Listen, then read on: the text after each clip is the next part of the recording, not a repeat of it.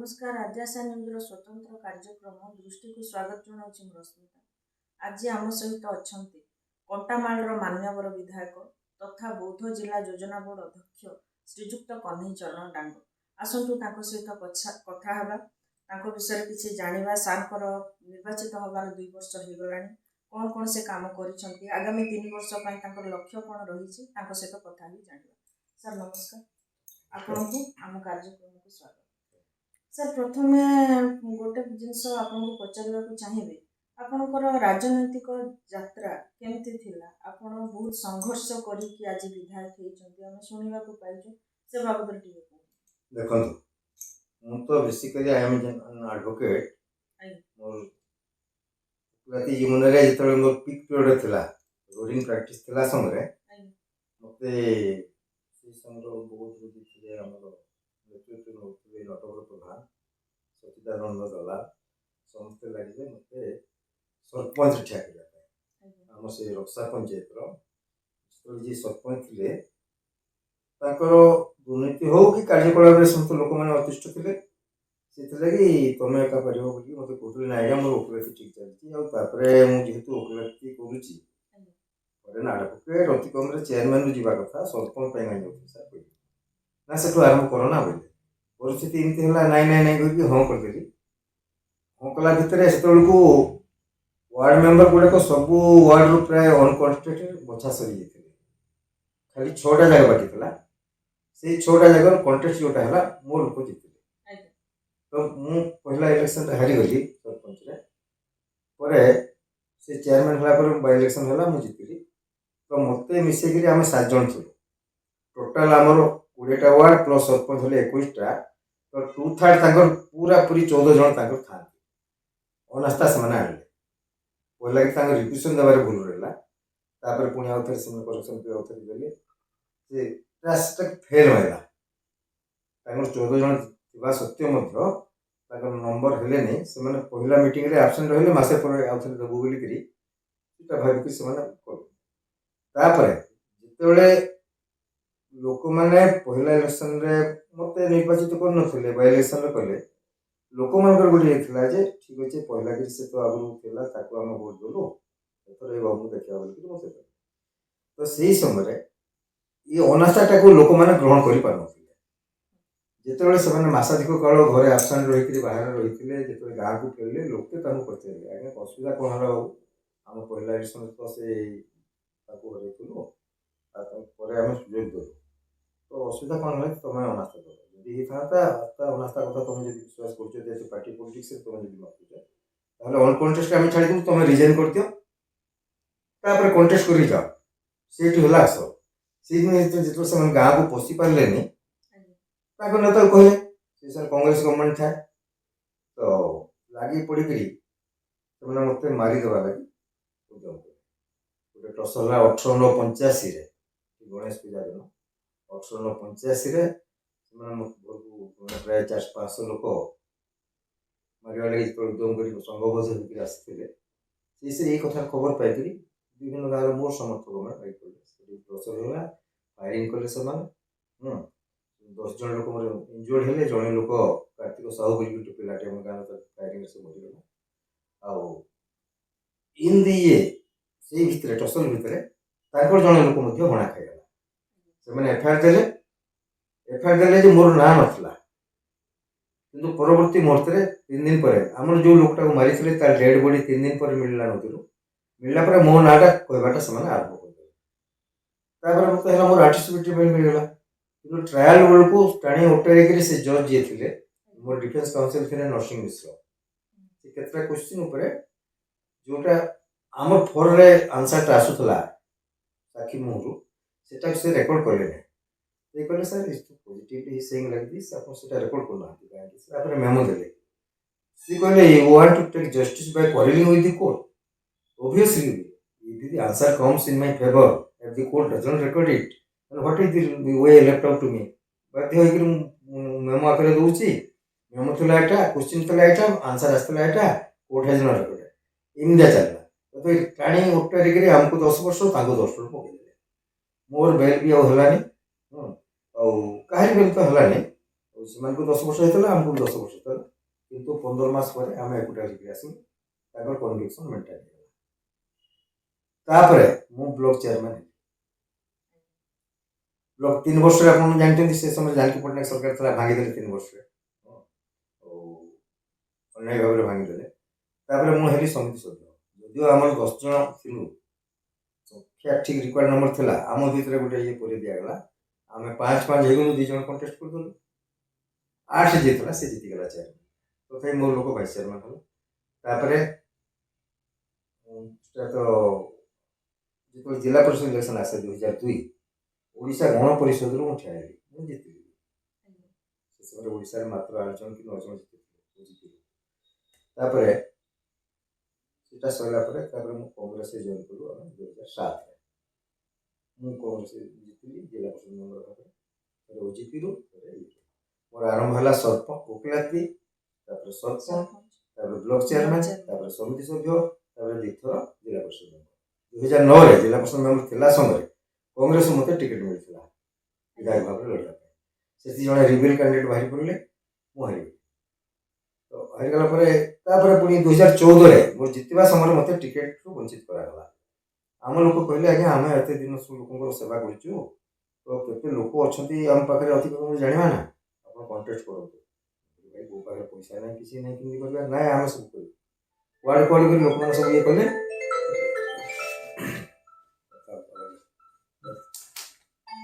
ତ ଏଇଟା ବି ସେମାନେ କଲେ, ମୁଁ ଇଣ୍ଡିପେଣ୍ଡେଣ୍ଟ ଭାବରେ କଣ୍ଟେଷ୍ଟ କଲି। ଯେ କଂଗ୍ରେସ ପ୍ରାର୍ଥୀ ଥିଲେ, ମୋଠୁ ମାତ୍ର 100ଟା ଭୋଟ ଅଧିକା ପାଇଲେ। ତାପରେ 2014ରେ ଯେତେବେଳେ ମୋର ଜିତିବା ସମୟ ଥିଲା 2014, ସେ ସମୟ ଟିକେଟ୍ ମିଳିଥିଲା, ନିଶ୍ଚିତ ଭାବରେ ମୁଁ ଜିତିଥାନ୍ତି। ତ ସେ ସମୟ ଟିକେଟ୍ରୁ ବଞ୍ଚିତ କରାଗଲା। ଆମେ ବାଧ୍ୟ ହେଇକରି କନ୍ଧମାଳ ବାଇ ଇଲେକ୍ସନ୍ ଆସିଲା, ଲୋକମାନେ କହିଲେ ଆଜ୍ଞା ଆମେ ବିଜେପିରେ ମିଶିବା। ଧର୍ମେନ୍ଦ୍ର ବାବୁ ସେ ସମୟରେ ଓଡ଼ିଶା ସଂଗଠନ କଥା ବୁଝିଥାନ୍ତି। ତ ଏଇଭଳିଆ ହିସାବରେ ଆମେ ବିଜେପିରେ ମିଶିଗଲୁ 2014ରୁ। 2019ରେ ମଧ୍ୟ ମୋତେ ଟିକେଟ୍ ମିଳିଲା, କିନ୍ତୁ ରିବେଲ୍ କ୍ୟାଣ୍ଡିଡେଟ୍ ଠିଆ ହେଇଗଲା, 3650 ଭୋଟରେ।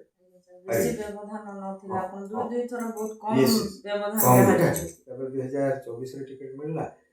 ମାନେ ଗୋଟେ ସମୟ ଏତେ ଭଲ ଥିଲା, ସବୁଆଡୁ ସପୋର୍ଟଟା ଅଜଡ଼ିଗଲା। ଦେଖନ୍ତୁ ଆମର ଜଣେ ବନ୍ଧୁ ମୋର ନିଜେ ଶେଷ କୁମାର ହେ, ସେ 2019ରେ ସେ ଜଣେ ସ୍ୱାଧୀନ ପ୍ରାର୍ଥୀ ଭାବରେ ପାଇକରି 29,000 ଭୋଟ ପାଇଥିଲେ, ସେ ମୋତେ ସପୋର୍ଟ କଲେ। ଅନ୍ୟ ଦଳର ବିଜେଡି ଲୋକମାନେ ବହୁତ ଭାବରେ ମୋତେ ସପୋର୍ଟ କଲେ। ତ ଏମିତିଆ ହେଇକରି ଆମେ ଜିତିଲୁ। ଯଦିଓ ଆମର ବ୍ୟବଧାନ ଅଧିକା ହେବାର ଥିଲା, କିନ୍ତୁ ବିଜେଡି ବାଲା ଏତେ ପଇସା ଖର୍ଚ୍ଚ କଲେ। ବବି ଦାସ ତ ଆସିକି ରହିଲା ଯେ କହ୍ନେଟାକୁ ବାୟା କରିଦିଅ, 40-50 ଲକ୍ଷ ଯାହା ଦରକାର ପଡ଼ିଛି ଗୋଟେ ଗୋଟେ ପଞ୍ଚାୟତ ପଇସା ସେମାନେ ଖର୍ଚ୍ଚ କଲେ। ଗୋଟେ ଭୋଟକୁ 2,500, 3,000, 4,000 ଏଭଳିଆ କଲେ, ଯାହାକି ଆମର ବ୍ୟବଧାନ କମିଗଲା। 10,000 ପାଖେଇଥିଲୁ, 3ଟା ବୁଥରୁ ଆମର ସେତେବେଳକୁ ଏଡ୍ ବି କଲେନି। ତାଙ୍କୁ ଥରେ ମିଶେଇ ଦିଆ ହବ, ଏତେ ଡେରି କରୁଛ କାହିଁକି ତମେ ବୋଲି କହିଲେ। ତ ଏଇଟା ହେଲା MLA ହେଇକରି ପହିଲା କରି 4th ଆଟେମ୍ପ୍ଟରେ ଯାଇକରି ଜିତିଲି ଲୋକଙ୍କର ଆଶୀର୍ବାଦରୁ। ବିଜେପି ଆମକୁ ଟିକେଟ୍ ଦେଲା ବୋଲିକିରି, ବିଜେପି ଟିକେଟ୍ ଦେଇନଥିଲେ ବି ଜିତିବାର ଅସମ୍ଭବ ହେଇଥାନ୍ତା। ବିଜେପି ଦୟାରୁ ଆମେ ବର୍ତ୍ତମାନ ବିଧାୟକ ହେଇସାରିଛୁ। ବିଧାୟକ ହିସାବରେ ଆମର ତ ଡବଲ ଇଞ୍ଜିନ୍ ସାରିଛି, ମୋଦିଙ୍କ ଦିଗ୍ଦର୍ଶନରେ ଚାଲିଛି, ମୋହନ ମାଝୀଙ୍କର ସରକାର ଆମ ଚାଲିଛି ଠିକ୍ ଭାବରେ ଚାଲିଛି ଉଭୟଙ୍କର କେନ୍ଦ୍ରରେ ଏବଂ ରାଜ୍ୟରେ। ତ ଲୋକଙ୍କ ପାଇଁ, ଲୋକଙ୍କ ଦ୍ୱାରା ନିର୍ବାଚିତ ସରକାର, ଲୋକଙ୍କ ପାଇଁ ସମର୍ପିତ। ବିଶେଷ କରି ଗ୍ରାମାଞ୍ଚଳର ଆପଣଙ୍କ ନିର୍ବାଚନ ମଣ୍ଡଳୀଟା ବେଶୀ ଗ୍ରାମାଞ୍ଚଳ ହିଁ ଯାଉଛି। 2 ବର୍ଷ ହେଇଗଲା ଆପଣ ନିର୍ବାଚିତ ହବାର, କ'ଣ ସବୁ କାମ ସବୁ ହେଇଛି, ଆଉ କ'ଣ ଆଗାମୀ ଲକ୍ଷ୍ୟ ରହିଛି? ଦେଖନ୍ତୁ, ଗ୍ରାମାଞ୍ଚଳର ବିକାଶ କରିବା ହେଲେ, ଗ୍ରାମରେ ତ ଆମର ତ ହେଉଛି ଗୋଟେ କୃଷି ପ୍ରଧାନ ଦେଶ। ତ କୃଷି ପ୍ରଧାନ ଦେଶ ହେଲେ ଗ୍ରାମାଞ୍ଚଳରେ ଚାଷ ଏବଂ ଚାଷୀର ଉନ୍ନତି ପାଇଁ ଆମ ସରକାର କମିଟେଡ୍ ଅଛନ୍ତି। ଯେଉଁଟା ଇଲେକ୍ସନ୍ ପୂର୍ବରୁ ଆମେ କହିଥିଲୁ, ଚାଷୀ ଆଉ ଚାଷର ଉନ୍ନତି କରିବା ପାଇଁ। ସେହି କ୍ରମରେ ଚାଷୀର ଉତ୍ପାଦିତ ଶସ୍ୟର ଦାମଟା ତାକୁ କୁଇଣ୍ଟାଲ ପିଛା 3100 ଟଙ୍କା କରିବା ଲାଗି ପଦକ୍ଷେପ କରିଥିଲୁ। 800 ଟଙ୍କା ଇନପୁଟ୍ ସବସିଡି ଦେଇକରି ସେଟା ସାଙ୍ଗେ ସାଙ୍ଗେ କାର୍ଯ୍ୟକାରୀ ହେଲା। ତାପରେ ଚାଷୀକୁ ଖାଲି ସେ ଚାଷ କଲେ ତ ହବନି, ତାର ଉତ୍ପାଦିତ ଶସ୍ୟଟା ଠିକ୍ ଭାବରେ କେମିତି ମଣ୍ଡିରେ ଯିବ, 3100 ଟଙ୍କା ସେ କେମିତି ପାଇବ ବିନା କଟନି ଛଟନିରେ, ସେଥିପାଇଁ ସରକାର ମଧ୍ୟ ଆମର ବଦ୍ଧପରି କରିଥିଲେ, ସେଟା ମଧ୍ୟ ଚାଲିଛି। ତାପରେ ମାଆମାନଙ୍କର ଖାଲି ତ ଚାଷର ଉନ୍ନତି ହେଲେ ହବନି, ଚାଷୀର ଉନ୍ନତି ହେଲେ ହବନି, ଆମର ଯେହେତୁ ମହିଳାମାନଙ୍କର ବିକାଶ ନ ହେବା ଯାଏ କେବେ ମଧ୍ୟ ଆମ ଦେଶ କିମ୍ବା ରାଜ୍ୟ ଆଗକୁ ଯାଇପାରିବ ନାହିଁ। से क्रम में आमर जो यशस्वी प्रधानमंत्री थे वाजपेयी जी जो एसएचजी ग्रुप आरंभ करते तार जनक होती वाजपेयी जी ताको आहरी 4-5 आगू नहीं मोदी जी से सामिल होकर मोहनचल माझी महिला विकास सुभद्रा योजना गोटे गोटे पृथ्वीर गोटे पहला युगान्तकारी योजना बहुत किसी हजार हजार महिला से उपकृत होती आप जी जेकोसी मीटिंग को जाए देखे महिला उपस्थित विशेष थाए बोधे बेनिफिट बैगटा फुली रही तो समुद्र खुशी अच्छे से अडकर जदि कौन बीजेपी मीटिंग है कि अन्य कौन मीटिंग है जगह विशेषकर महिला मान उपस्थान बेसी रोचे तो यहाँ कर बाहर ग्रामांचल रास्ता घाट कथा आमर जोटा अच्छी आरटी डिपार्टमेंट मोर कन्स्टिट्यूएंसी तो प्राय मैक्सिमम हो गलानी किसी अल्प किसी बाकी अच्छी ब्रिज फिज गुड़ाक से आम तत्पर अच्छे भी आरटी डिपार्टमेंट गुड़े कम पीडब्ल्यू गुड़े कम कर तो एमती हिसाब से ग्रामांचल को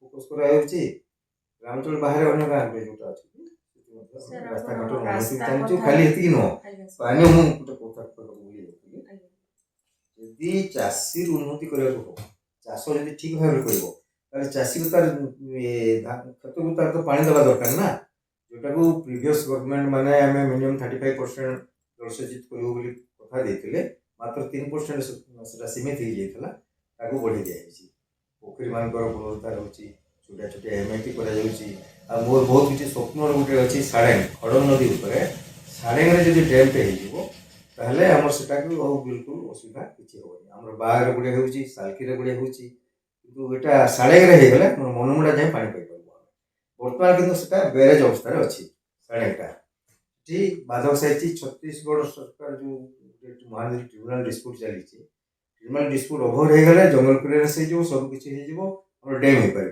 बर्तमान बेरेज अच्छे मुझे विशेष खुशी नुह बेरेज किसी कम दब कितु 8-10टा पंचायत को सीट पानी मार आम मनमुड़ा साल को आस डैम हो गले डैमटा हम के जो अच्छी बेरियरटा अच्छी महानदी ट्रिब्यूनाल डिस्प्यूटा ओभर हो गला माने डैमटा सुनिश्चित से आम लगिचु डैमटा बाहर डैम तो जो कथा हम बाहर तेल नदी महानदी ये मिश्रण स्थल करीमाल आईएसएस गोटे मिस्ट्रीम स्टोरेज स्ट्रक्चर से लगी अलरेडी टेंडर कौन मैप भूल भाल था टेंडर प्रक्रिया से रही भुवनेश्वर मोर कन्स्टिट्यूएंसी लास्ट एरिया भुवनेश्वर बहुत कन्स्टिट्यूएंसी क्वालिटी ठारे तो सरकार पूरापूरी बद्धपरिकर अच्छा चाषी जमी को केमती पानी देव ये आईएसएस है कण हाँ ये विस्थापन नील पानीटा उछलिक पड़ावा तार से पानी जल लगे सुविधा होगा लिफ्ट सुविधा ये दूरदृष्टि को रखिक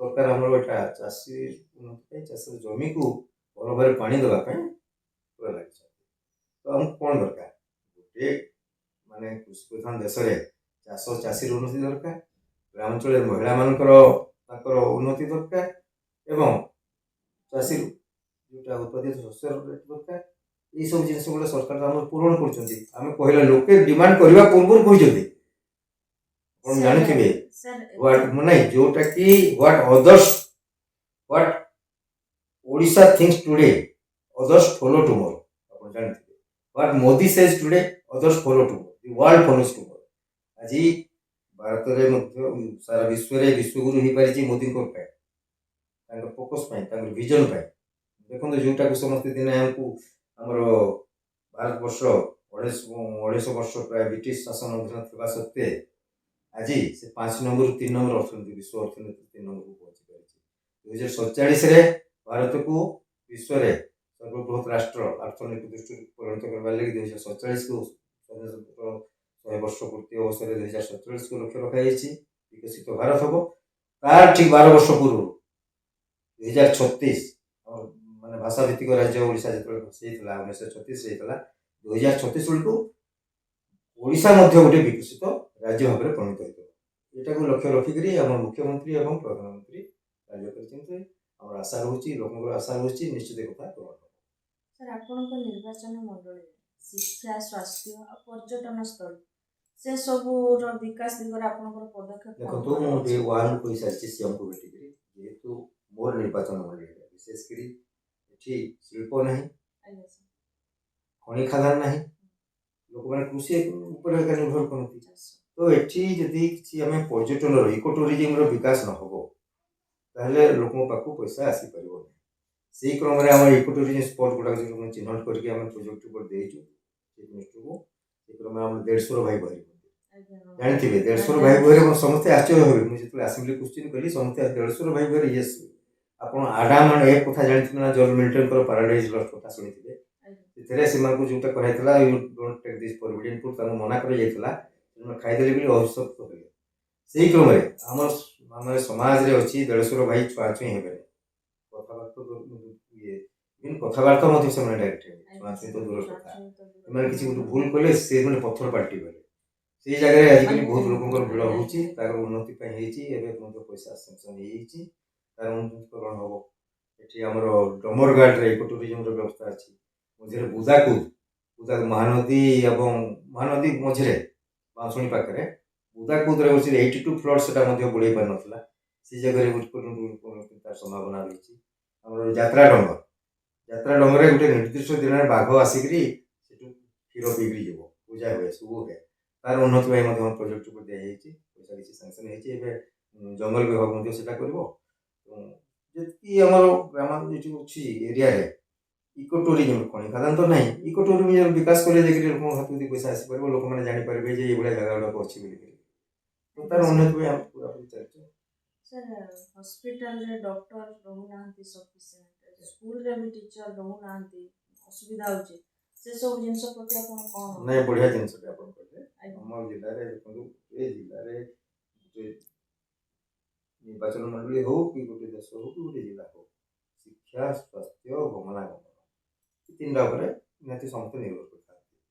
ଆମର ଗମନାଗମନର ତ ପ୍ରାୟ ପର୍ଯ୍ୟାପ୍ତ କାମ ହେଇଗଲାଣି, ଆହୁରି ବାକି ଅଛି ଯେଉଁଟା ସେଟା ମଧ୍ୟ ହେବ। ବାକି ରହିଲା ଶିକ୍ଷା ଏବଂ ସ୍ୱାସ୍ଥ୍ୟ। ଶିକ୍ଷା ପାଇଁ ଆମର ଅନୁଷ୍ଠାନ ଗୁଡ଼ାଏ ଅଛି। ବିଗତ ସରକାର ସମୟରେ ଖାଲି ରଙ୍ଗ ମାରି ଦେଇକରି କେତେ କ'ଣ କରିଦେଲେ, କିନ୍ତୁ ସେଟାକୁ ଆମେ ଫୋକସ୍ କରୁନୁ। ଆମେ ଚାହୁଁଛୁ ଆମର ଯେଉଁଟା ପୂର୍ବଜମାନେ କରୁଥିଲେ, ଯେଉଁଟା ଆମର ସେଇ ଅନୁସାରେ ଶିକ୍ଷାକୁ ନେବା ଲାଗି ଚାହୁଁଛୁ। ଏବେ ଶିଶୁ ବାଟିକା ଆରମ୍ଭ ହେଇଛି। ନୂତନ ଶିକ୍ଷାନୀତି 2020 ଯେଉଁ ହେଲା, ସେ କ୍ରମରେ ଓଡ଼ିଶା ମଧ୍ୟ ଅଛି। ପଣ୍ଡିତ ଗୋଦାବରୀଶ ମିଶ୍ର ପ୍ରାଥମିକ ବିଦ୍ୟାଳୟ ମଧ୍ୟ ଏ ଜାଗାରେ ଆରମ୍ଭ ହେଇଗଲାଣି। ଟେଣ୍ଡର ପ୍ରକ୍ରିୟା ଆରମ୍ଭ ହେବ, କାମ ହେବ। ତ ଶିକ୍ଷା ଲାଗି ଚାଲିଛି, କିନ୍ତୁ ଗୋଟିଏ ଜିନିଷ ଅଭାବ ଆମେ ଦେଖୁଛୁ। ଅନୁଷ୍ଠାନ ଅଛି, କିନ୍ତୁ ଶିକ୍ଷକ ଯେତିକି ପରିମାଣରେ ରହିବା କଥା ପିଲାମାନଙ୍କୁ ଦେଖିକି ସେ ପରିମାଣରେ ହେଇପାରିଲେ। ସେଥିପାଇଁ ମଧ୍ୟ ଚେଷ୍ଟା ଚାଲିଛି। ଆପଣ ଏଇ ଭିତରେ ଏଇ ସରକାର ଆସିଲା ପରେ ତ ଗୁଡ଼େ ଟିଚରଙ୍କୁ ଆପଏଣ୍ଟମେଣ୍ଟ ଦିଆସାରିଛି, ଆପଣମାନେ ଜାଣିଥିବେ। ତାହା ପର୍ଯ୍ୟାପ୍ତ ନୁହଁ। ସରକାର ମାନେ ଚିନ୍ତିତ ଅଛନ୍ତି ଏବଂ ସେଟା ନିହାତି ଭାବରେ ପୂରଣ ହେଇକରି ଶିକ୍ଷାର ଯେମିତି ବିକାଶ ହେଇପାରିବ, ପିଲାମାନେ ଆମର କମ୍ ଅଛି, ପିଲାମାନଙ୍କୁ ଭଲ ଶିକ୍ଷା ଦେଇପାରିବେ।